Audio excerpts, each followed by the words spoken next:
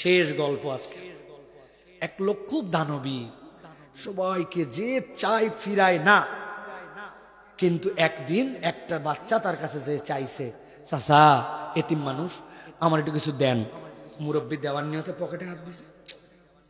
কিরে, দুই পকেটে মানি ব্যাগ নাই, উপরে এই জায়গায় আহারে টাকাও নাই, মানি ব্যাগ ভুল করে ছেড়ে আসছে। হয় না এরকম? লজ্জায় মুরব্বী লাল হয়ে গেছে। ওই বাচ্চাকে বলছে, বাবা রে তুই চাইলি, আর এই দিনেই আমি মানি ব্যাগ আনি নাই। বাবা কিছু মনে করিস না, এরপরে যেদিন দেখা হবে তোকে দিয়ে দিব, আজকে কষ্ট নিস না বাপ, দিতে পারবো না। ওই ছেলে এই কথা শুনে সাথে সাথে চোখ ছলছল করে বলছে, আল্লাহ এই মুরব্বী যেন মানি ব্যাগ ছাড়াই খালি বাইরে হয়।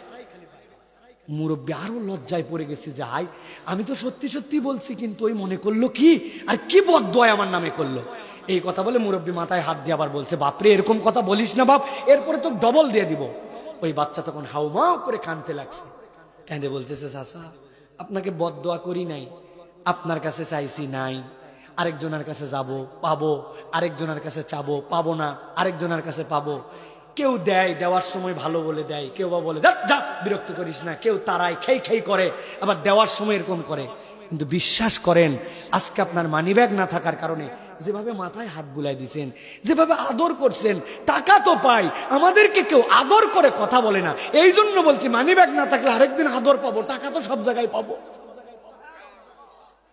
এই যে মানুষের প্রতি সহানুভূতিশীল হওয়া, নরম করে কথা বলা, যুবকরা ইয়াংরা মুড দেখাতে যায় আচরণ বদলায় ফেলছে। সব সময় গরম গরম কথা, চ্যাটাং চ্যাটাং কথা।